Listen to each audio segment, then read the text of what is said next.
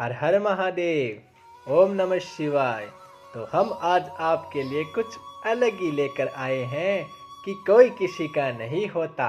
तो आइए इसे आप पूरा सुनिए जी। आइए तो शुरू करते हैं। एक बार एक साधु भिक्षाटन करते किसी गांव से गुजर रहा था। वह जब भी किसी के दरवाजे पहुंचता तो बोल पड़ता, कोई किसी का नहीं होता। भिक्षा मिलने के बाद वह अन्य दरवाजे जाता और अपनी वही बात दोहराता।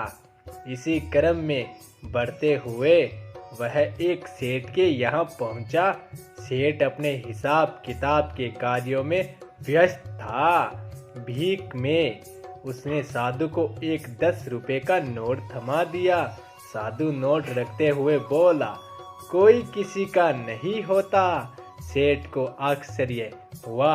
उन्होंने उसे रोका और अपने नौकर को उसे भोजन कराने का आदेश दिया। कुछ ही देर में साधु के सामने भोजन हाजिर था।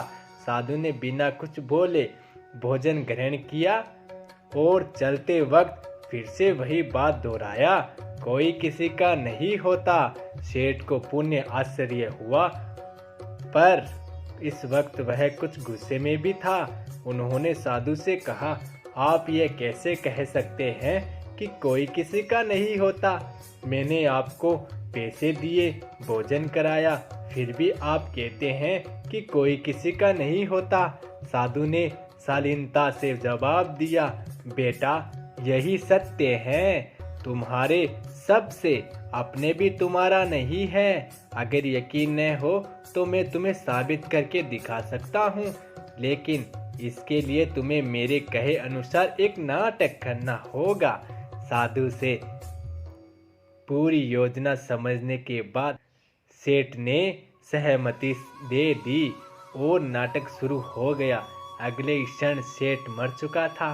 देखते ही देखते पूरे घर में हाहाकार मच गया। घर वालों का रो रो कर बुरा हाल था। साधु ने घर वालों से कहा कि मेरे पास इन्हें जिंदा करने की अचूक नुस्खे हैं।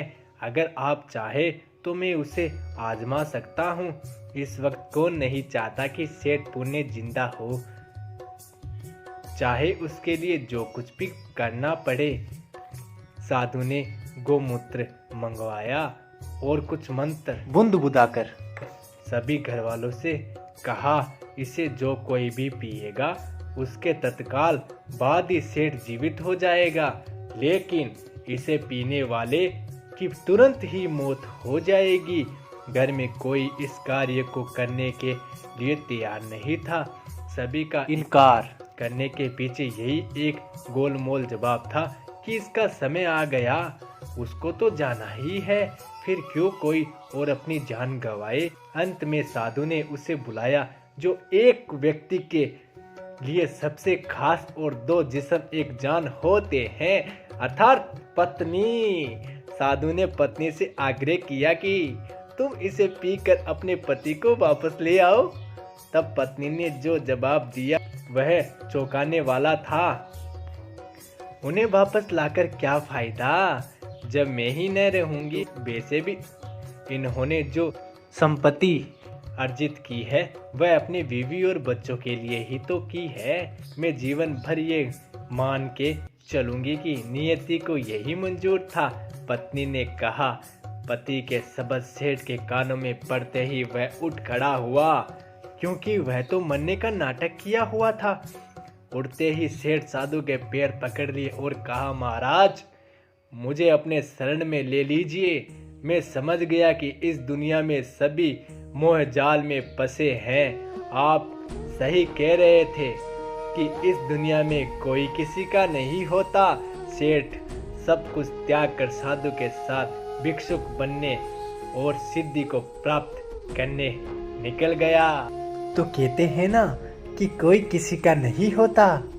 तो कैसी लगी आपको ये कहानी? अच्छी लगी तो कमेंट करके जरूर बताना और हमारे चैनल को सब्सक्राइब कर लीजिए। हर हर महादेव, ओम नमः शिवाय।